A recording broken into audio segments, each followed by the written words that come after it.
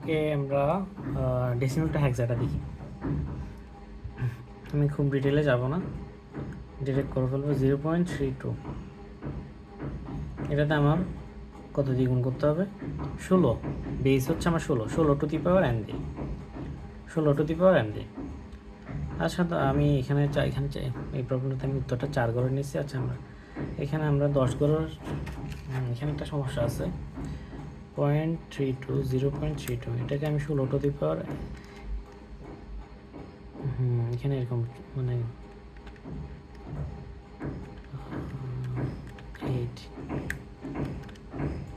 8 পর্যন্ত আমরা দিতে পারি। ওটা দিলে হয়তো এরর আসতে পারে। আমি আসলে মনে হয় অনেকদিন করি না, তো 8 পর্যন্ত আমরা দিতে পারি বা 7 পর্যন্ত দিতে পারি। 8 দিলে হবে, আসলে 8 দিলে বা 7 দিলে হবে। আমি 7 দিয়ে দেখি। এটা আমি যদি 7 দিই, 7 দিলে এটা 8 5 8 9 9 3 4 5 9 2 আসে। তাহলে আমার এটাকে এই যে এটা আমি ডেসিমেল, এটাও ডেসিমেল, এই ডেসিমেলটাকে আমার হেক্সাতে নিয়ে যেতে হবে। জাস্ট পূর্ণাংশটাকে আমার নিয়ে যাওয়া লাগবে। অ্যান্সার দিলাম, এখান থেকে আমি হেক্সে নিয়ে এলাম। হেক্সে নিয়ে গেলে এটা আসে কত? 0 5 1 E B 8 5 1। কত গড়? 7 গড়। 1 2 3 4 5 6 7।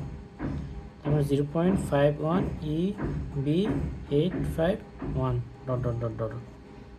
যেহেতু এটাও চলতে থাকবে অসীম পর্যন্ত, বা আমি জানি না, আমি নর্মালি আমরা 5 গড়ে লিখি, 5 গড় করে ডট ডট ডট দিয়ে দিই, কারণ আমরা আর জানি না আর কি। তাহলে কি মানে আমি যদি সামারাইজ করতে চাই, সামারাইজ করতে গেলে আমার একটা ডেসিমাল ফ্র্যাকশন থাকবে,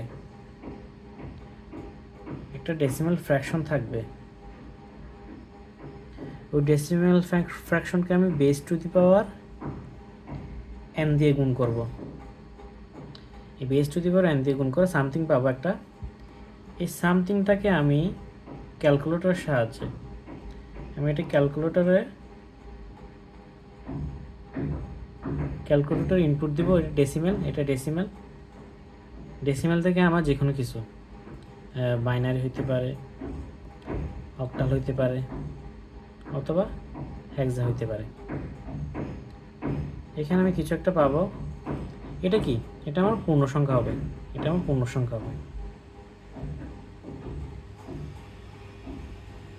এই পূর্ণ সংখ্যাটাকে আমার তারপর কি লাস্টে গিয়ে এটাকে আমার দশমিক বানাতে হবে।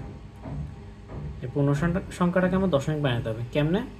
আমি এখানে যত বেজের পরে যত পাওয়ার দিয়ে গুণ করছি, দশমিকের পরে তত ঘর থাকবে, ততটা ডিজিট থাকবে। তার মানে আমার কাউন্টিং করে, লাস্ট থেকে কাউন্টিং করে ঠিক তত ঘর আগে করে আমার আমার রেডিক্স পয়েন্টটা বসায় দিতে হবে।